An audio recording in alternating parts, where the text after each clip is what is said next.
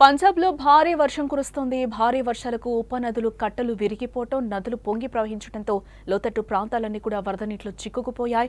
వేలాది మంది ప్రజలు వరదల్లో చిక్కుకున్నారు. భారత్ పాక్ సరిహద్దుల్లో ఉండే గుర్దాస్పూర్, ఫిరోజ్పూర్, అమృత్సర్, తర్న్ తరుణ్ మరియు పఠాన్కోట్ జిల్లాలు అతలాకుతలమైపోతున్నాయి.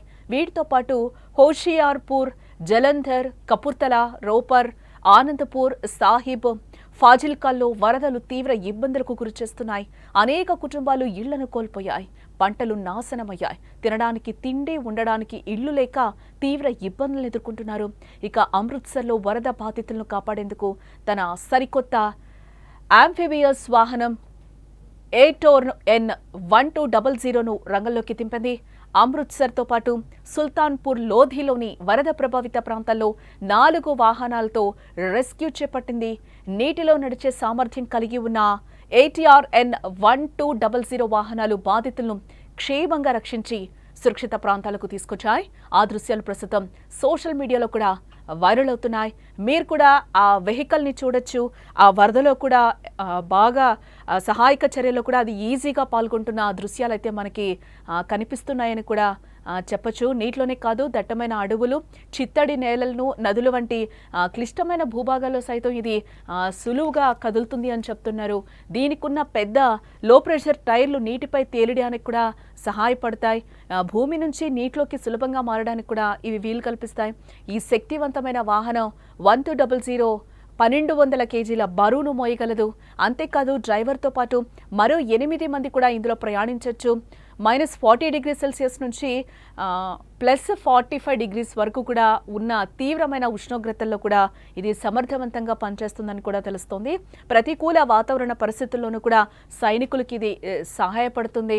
ఈ వాహనం సైనిక మరియు విపత్తు సహాయక కార్యకలాపాల కోసం నిర్మించబడింది. 2024లో రక్షణ మంత్రిత్వ శాఖ 96 యంత్రాల కోసం 250 కోట్ల విలువైన ఆర్డర్నిచ్చింది. JSW గ్రూప్లో భాగమైన JSW Gecko Motors private limited ఈ వాహనాలను అయితే తయారు చేస్తోంది. ప్రస్తుతం చండీగఢ్లోని ఉత్పత్తి జరుగుతోందని కూడా దీనికి సంబంధించి తెలుస్తోంది. ఈ నేపథ్యంలోనే అమృత్సర్లోని వరద ప్రాంతాల్లో సహాయక చర్యల్లో భాగంగా భారత సైన్యం కూడా ఇప్పటికే రంగంలోకి దిగినట్లుగా కూడా మనకి తెలుస్తోంది. ఈ మేరకు వరద నీటిలో ప్రయాణించే స్పెషల్ వెహికల్స్ను కూడా సహాయక చర్యల కోసం ఉపయోగిస్తున్నారు.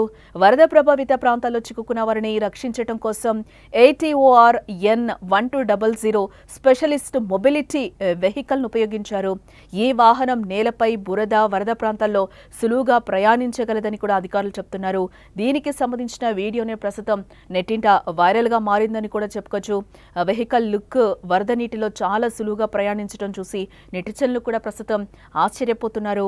ఈ సందర్భంగా ఇండియన్ ఆర్మీ గొప్పతనంపై కామెంట్స్ రూపంలో చర్చిస్తున్నారు. కాగా పంజాబ్లో అనేక జిల్లాలు వరద ప్రభావంలో చిక్కుకున్నాయి. పఠాన్కోట్, గుర్దాస్పూర్, హోషియార్పూర్, కపుర్తలా, ఫాజిల్మా, ఫిరోజ్పూర్, జలంధర్, రూప్నగర్, తర్న్ తరుణ్, సంగ్రూర్, మన్సా, బతిండా, లూధియానాలో వరద ప్రభావిత ప్రాంతాల్లో సహాయక చర్యలైతే కొనసాగుతున్నాయని చెప్పచ్చు.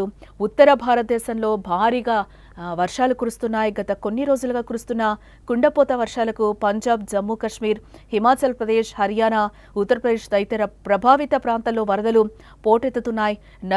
నదులు ఉప్పొంగుతున్నాయి. దీంతో జనజీవనం కూడా పూర్తిగా స్తంభించిపోయింది. చాలా గ్రామాలు జలదిగ్బంధంలో ఉన్నాయి. వరదల కారణంగా రాకపోకలు కూడా నిలిచిపోయాయి. అలాగే పంజాబ్లో వరదల కారణంగా అనేక జిల్లాల్లో విపత్తు బృందాలు కూడా సహాయక చర్యల్లో పాల్గొన్నాయి.